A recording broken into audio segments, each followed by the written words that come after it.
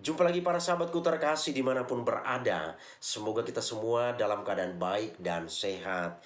Para sahabatku terkasih, sesi ini saya mengajak kita untuk melihat satu hal penting yang belakangan ini cukup ramai diperbincangkan di wilayah Nusa Tenggara Timur. Ada 6 orang Bapak Uskup menolak proyek geotermal di Pulau Flores dan Lembata. Barangkali kita bertanya, apakah di sini gereja Katolik ikut berpolitik? Jawabannya, gereja Katolik tidak berpolitik. Gereja Katolik tidak dibenarkan untuk aktif dalam berpolitik. Nah, apa yang dilakukan oleh ke-6 orang Bapak Uskup ini adalah merupakan sebuah seruan moral untuk kehidupan manusia yang lebih baik.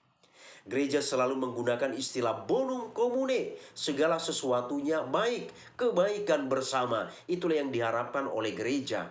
Maka jika ada sesuatu hal yang terjadi dalam kehidupan kita yang dinilai tidak tepat, tidak baik, tidak benar oleh gereja, maka gereja akan hadir menyampaikan seruan-seruan. Para sahabatku terkasih, bicara tentang kemajuan, setiap orang tentu mengharapkan kemajuan itu. Kita secara pribadi, entah bersama, entah kelompok, selalu mengharapkan, menginginkan adanya kemajuan dari waktu ke waktu, supaya hidup kita menjadi lebih baik. Jadi setiap orang tidak pernah menolak yang namanya maju itu. Semua orang menginginkan adanya kemajuan. Tapi kemajuan itu juga perlu memperhatikan aspek-aspek lain yang ada di sekitarnya. Nah, sesi ini kita lihat terlebih dahulu beritanya. Nanti saya akan memberikan beberapa tanggapan penting. Para sahabatku terkasih dimanapun berada, dikutip dari Sika NTT Express, Sabtu 22 Maret 2025, 6 uskup di wilayah Provinsi Gerejawi ND menolak proyek transisi energi geotermal yang digadang-gadang sebagai solusi krisis iklim. Ke-6 orang Bapak Uskup itu antara lain: pertama, Monsinyur Paulus Budi Keleden sebagai Uskup Agung ND. Kedua, Monsinyur Sylvester San sebagai Uskup Denpasar. 3, Monsinyur Franciscus Kopongkung sebagai Uskup Larantuka. Keempat, Monsinyur Cyprianus Hormat sebagai Uskup Ruteng. Kelima, Monsinyur Edwaldus Martinus Sedu sebagai Uskup Maumere. Keenam, Monsinyur Maximus Regus sebagai Uskup Labuan Bajo. Penolakan itu dilakukan melalui surat gembala yang diterbitkan saat sidang tahunan Provinsi Gerejawi ND pada 10 sampai dengan 13 Maret 2025 di Seminari Tinggi Santo Petrus Aritapiret, Maumere, NTT.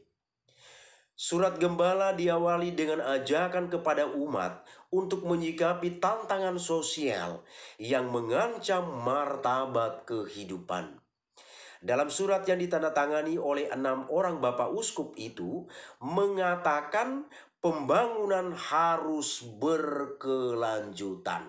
Ini jelas poin ini para sahabatku terkasih. Gereja melalui atau di dalam hal ini para uskup ini mewakili gereja menginginkan adanya kemajuan, menginginkan adanya pembangunan, tetapi itu harus berkelanjutan.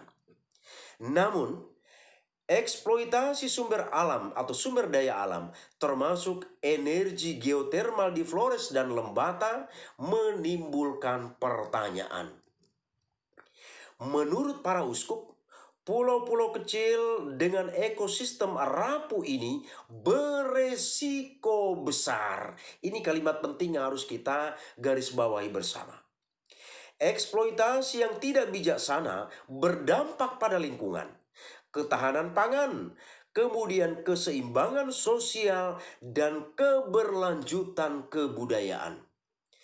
Kita telah menyaksikan sejumlah persoalan yang muncul dari rencana eksplorasi dan eksploitasi energi geotermal.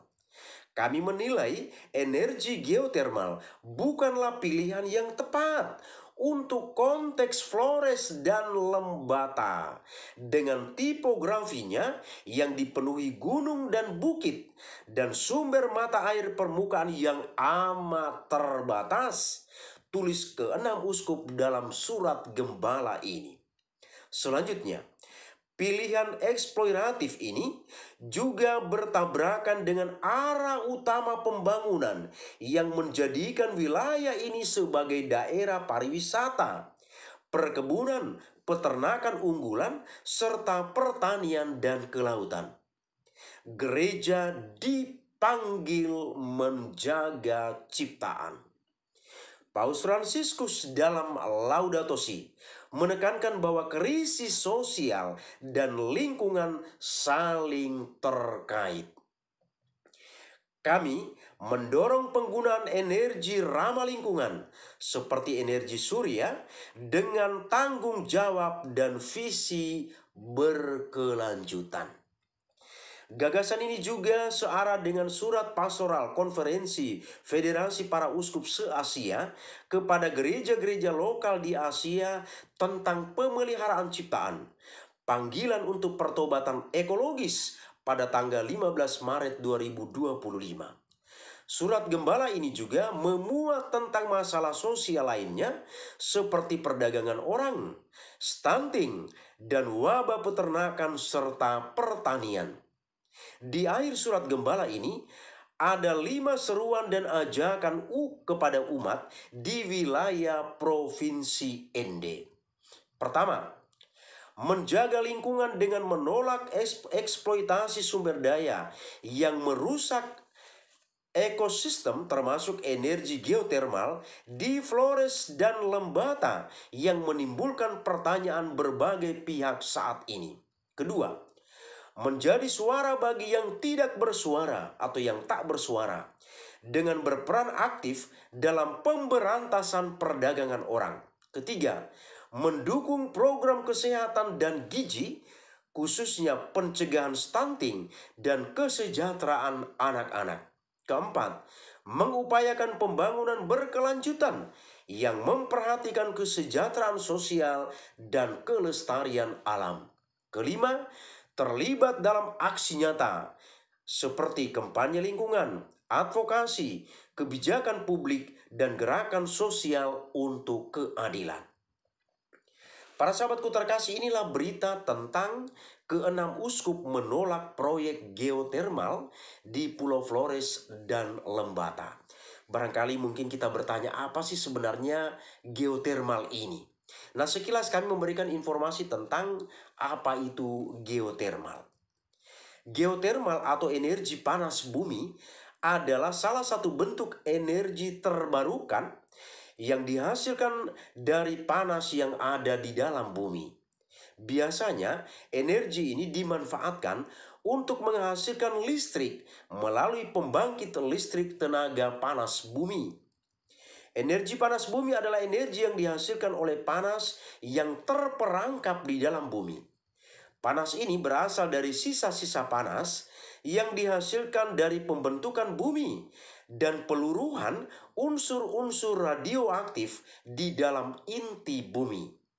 Energi panas bumi dapat dimanfaatkan sebagai sumber energi. Ketika air atau uap air panas muncul dari bumi, energi tersebut dapat dimanfaatkan untuk menggerakkan turbin yang kemudian menghasilkan listrik. Proses ini melibatkan pengeboran sumur-sumur panas bumi yang kemudian menghasilkan uap air yang dapat dipergunakan untuk menghasilkan energi listrik. Para sahabatku terkasih, sekarang kita coba melihat beberapa dampak negatif dari proyek yang direncanakan ini. Jadi nanti kita akan melihat kenapa para uskup ini menolak hal ini. Nah, maka kita perlu juga melihat beberapa dampak negatif dari rencana proyek ini. Meskipun dianggap sebagai sumber energi terbarukan yang lebih bersih dibandingkan bahan bakar fosil, pengembangan pembangkit listrik tenaga panas bumi atau PLTP di Indonesia telah menimbulkan dampak lingkungan yang signifikan. Dampak negatif itu antara lain: pertama, penggundulan hutan dan kerusakan ekosistem. Banyak potensi panas bumi di Indonesia terletak di atau dekat dengan kawasan hutan konservasi.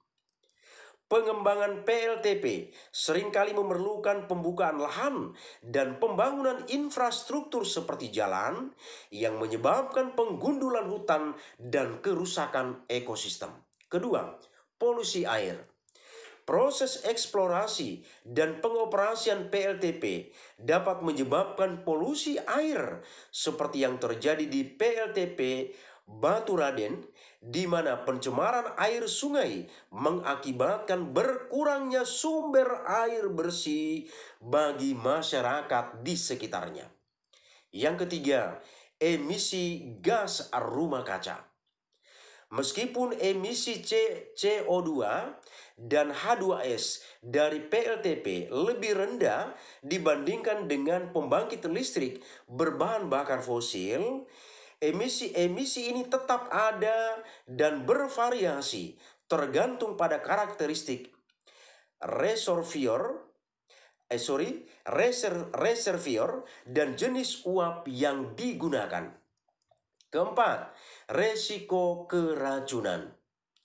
Kasus fatal keracunan H2S telah dilaporkan di PLTP, di mana seorang pekerja meninggal setelah terpapar gas ini di ruang pemisah minyak.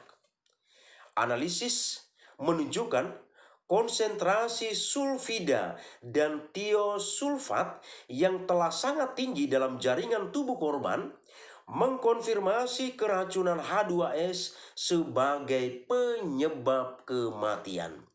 Dan yang kelima, gangguan sosial dan budaya. Masyarakat lokal seringkali menolak pembangunan PLTP karena khawatir akan dampak negatif terhadap kehidupan sosial, budaya, dan ekonomi mereka. Para sahabatku terkasih, hal ini wajar-wajar saja. Karena dengan proyek yang besar ini, tentu kehidupan sosial masyarakat yang ada di sekitar itu pasti akan berubah. Peradaban masyarakat yang ada di sekitar itu pun pasti akan terganggu, bahkan akan menimbulkan adanya perubahan. Nah, inilah kelima hal yang kita lihat sebagai dampak negatif dari rencana besar ini. Nah, sekarang para sahabatku terkasih, saya memberikan beberapa tanggapan penting atas berita yang kita dengar dalam sesi ini. Pertama, seruan sekaligus penolakan yang dilakukan oleh para uskup sangatlah tepat karena gereja mempertimbangkan situasi alam di NTT.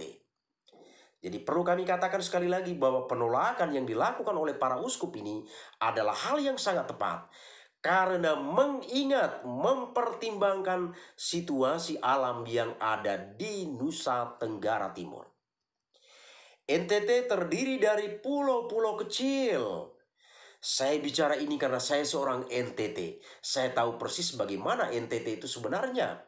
Hanya saja sekarang ini saya berdomisili di Medan, Sumatera Utara. Tapi asal saya dari NTT, dari Flores, maka saya tahu persis bagaimana situasi geografis yang ada di provinsi ini. Secara umum, Nusa Tenggara Timur ini daerahnya gersang dan tandus. Ini harus kita cermati dengan baik, sehingga apa yang dilakukan oleh para uskup ini jangan menimbulkan penolakan dalam diri atau dalam pemikiran kita. Kemudian NTT secara umum juga mengalami kekurangan air. Jangan kita silap, di tempat-tempat lain, di provinsi lain berkelimpahan air. Tetapi di Nusa Tenggara Timur secara umum, air ini, ketersediaan air bersih ini mengalami kekurangan. Pada zaman dulu, semua masyarakat yang ada di sana hanya mengandalkan sumur. Di kampung saya juga demikian. Air yang kita sering sebut dengan air keran itu baru muncul di atas tahun 2000. Itu terjadi di kampung saya. Saya tahu persis. Jadi masa kecil saya sampai dengan masa remaja, kami itu hanya mengandalkan sumur. Satu kampung besar itu hanya mengandalkan satu sumur. Itulah situasi air yang ada di Nusa Tenggara Timur. Di atas tahun 2000 barulah kita atau barulah masuk yang kita sering sebut dengan air keran itu. Jadi di wilayah saya, di kampung saya itu, masyarakat tidak lagi kekurangan air. Sudah tertolong dengan kehadiran air melalui pipa-pipa yang dipasang oleh pemerintah. Nah, di daerah lain, air atau ketersediaan air ini masih terbatas. Ini harus kita pahami dengan baik. Kemudian dengan keterbatasan air yang ada, iklim atau situasi yang ada, masyarakat di NTT itu hanya satu kali dalam satu tahun bercocok tanam. Ini harus kita pegang baik-baik para sahabatku terkasih. Harus kita ingat baik-baik. Kita di daerah-daerah lain, saya seperti di Medan misalnya, masyarakat itu sepanjang tahun itu boleh menanam. Karena persediaan air itu banyak, curah hujan juga tinggi. Jadi di Medan itu kapan saja masyarakat mau menanam, silakan mereka menanam. Itu yang terjadi. Tapi di NTT, masyarakat itu kalau mau menanam, bercocok tanam di ladang, mereka itu hanya satu kali dalam satu tahun bercocok tanam, para sahabatku terkasih. Nah, apa yang terjadi kita lihat di sini. Hujan itu baru turun di akhir bulan November. Dan hujan itu berakhir turun di bumi, khususnya di wilayah NTT, pada sekitar akhir dari bulan April. Jadi ketika bulan Desember sampai dengan bulan April, daerah NTT itu mengalami turun hujan. Dan di saat inilah masyarakat NTT ini mulai melaksanakan atau melakukan cocok tanam. Makanya hanya satu kali dalam satu tahun. Pertanyaan kita, selanjutnya mulai dari bulan Mei sampai dengan bulan Oktober, bulan November, masyarakat NTT itu ngapain? Masyarakat NTT itu sudah kebingungan melakukan hal-hal yang lain. Seandainya bercocok tanam pun curah hujannya tidak ada atau tidak ada hujan. Persediaan air juga terbatas. Maka nanti kita akan melihat seperti apa tawaran yang akan kami sampaikan di sini. Para sahabatku terkasih, saat turun hujan itulah masyarakat di NTT itu baru mulai menanam. Dan sekali lagi saya katakan curah hujan di NTT itu terbatas. Tanaman yang ditanam itu atau benih yang ditanam itu hanya mengandalkan atau menantikan turunnya hujan supaya bisa tumbuh dan berbuah. Maka seandainya curah hujan itu baik di NTT, maka konsekuensinya adalah atau hal baik yang terjadi adalah tanaman itu tentu tumbuh dengan baik dan menghasilkan buah yang baik juga untuk kehidupan mereka. Tapi dapat kita bayangkan, seandainya curah hujan tidak baik, maka tanaman tadi itu tentu mati. Ataupun tumbuh, tapi tumbuhnya pun terpaksa. Bagaimana mungkin bisa menghasilkan buah yang baik? Inilah situasi alam, situasi geografis yang ada di Nusa Tenggara Timur. Para sahabatku terkasih, inilah komentar saya yang pertama. Jadi sekali lagi tentang situasi alam NTT, saya tahu persis apa yang ada di sana atau apa yang terjadi di sana. Beginilah kondisi masyarakat NTT. Mereka hanya satu kali dalam satu tahun, para sahabatku terkasih. Dengan curah hujan yang seperti itu, persediaan air bersih yang terbatas. Jadi jangan kita berpikir seperti atau menganggap seperti di daerah-daerah kita yang lain dengan kepersediaan air yang begitu banyak, yang melimpah. Di NTT berbeda, para sahabatku terkasih. Itu komentar yang pertama. Komentar kedua, sebagai warga masyarakat, kita perlu mengapresiasi apa yang direncanakan oleh pemerintah untuk kemajuan hidup masyarakatnya. Ini baik, dan masyarakat kita selaku masyarakat kita perlu mengapresiasi. Kita perlu mengapresiasi. Tetapi ada tetapinya. Perlu memperhatikan situasi yang ada di wilayah tersebut. Maka para uskup tadi mengatakan wilayah NTT itu terdiri dari pulau-pulau kecil dan pulau itu kondisinya sangat rapuh. Bayangkan NTT secara umum itu gersang dan tandus. Kalau dibuatlah proyek ini, bagaimana lagi dengan persediaan air? Persediaan air saja sudah terbatas. Mau dibuat proyek ini lagi, mau jadi apa NTT itu? Mau jadi apa sekali lagi NTT itu? Maka wajar para uskup di sini hadir melakukan penolakan. Jadi para uskup bukan berpolitik, tetapi menyampaikan seruan moral supaya ini diperhatikan oleh pemerintah. Maka pesan saya juga kepada pemerintah daerah yang ada di NTT, jangan kita asal menelan bulat, menerima segala sesuatu secara bulat untuk dilakukan, tetapi perlu juga memperhatikan situasi iklim yang ada di daerah kita. Jadi semua proyek, semua rencana itu baik, tetapi proyek atau rencana itu juga harus sekali lagi memperhatikan kondisi situasi geografis, demikian juga masyarakat yang ada di tempat itu. Ketiga, berdasarkan situasi alam di NTT ini, maka rencana seperti ini belum cocok atau tidaklah cocok untuk daerah ini. Yang cocoknya adalah pertama, mengupayakan supaya masyarakat di NTT itu tidak kekurangan air bersih. Inilah langkah yang harus diupayakan oleh pemerintah. Bagaimana caranya supaya masyarakat di NTT itu tidak kekurangan lagi air bersih? Kita pernah ingat sebuah iklan sekian tahun yang lalu yang mengatakan sekarang sumber air sudah dekat. Kita masih ingat iklan itu. Ini sebenarnya sebuah ungkapan yang miris bahwa masyarakat itu mengalami kekurangan air bersih. Maka di sini dengan melihat situasi geografis yang ada, saya katakan di sini bahwa pertama yang dilakukan oleh pemerintah yang ada di NTT adalah mengupayakan bagaimana caranya supaya ketersediaan air bersih untuk masyarakat di NTT itu menjadi tidak kekurangan lagi. Jadi masyarakat NTT tidak khawatir lagi dengan ketersediaan air bersih. Jadi pemerintah berpikir mengupayakan bagaimana caranya untuk mengupayakan ketersediaan air bersih ini. Yang kedua, ciptakanlah sebuah sistem pertanian yang lebih baik bagi masyarakat. Supaya sepanjang tahun masyarakat itu dapat menanam. Masyarakat itu bisa menanam sepanjang tahun seperti di daerah-daerah lain. Kita jadi ingat di Israel itu daerah padang gurun tandus. Tetapi ada satu teknologi yang luar biasa yang diterapkan oleh Israel, yakni teknologi tetes. Teknologi tetes. Jadi bagaimana mereka membangun wilayah padang gurun itu menjadi lahan pertanian yang sangat subur. Dan kita ketahui bersama bahwa kualitas buah terbaik di dunia itu datangnya dari Israel. Padahalnya itu dihasilkan dari padang gurun yang tandus dan gersang.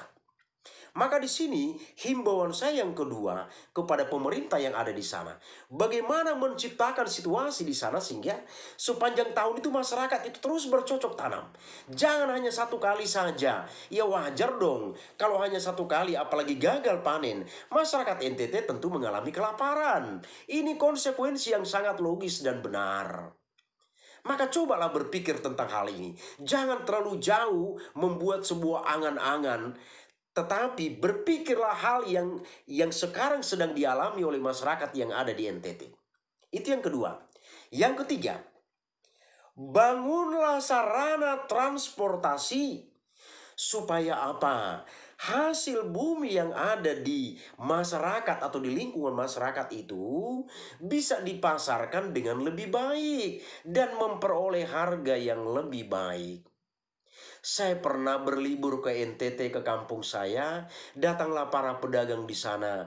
Suka-sukanya mereka membuat harga komoditi dari rakyat yang ada. Karena apa? Mereka punya kendaraan, mereka punya sarana transportasi. Jadi mereka bisa menciptakan harga itu.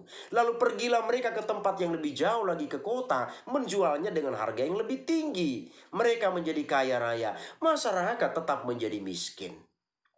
Maka himbauan saya yang ketiga ini, pemerintah hendaklah ciptakanlah sarana transportasi, bangunlah jalan, buatlah sarana transportasi, tembusan atau terobosan-terobosan yang baik, supaya apa? Masyarakat dengan komoditinya yang ada itu bisa dipasarkan dengan harga yang maksimal.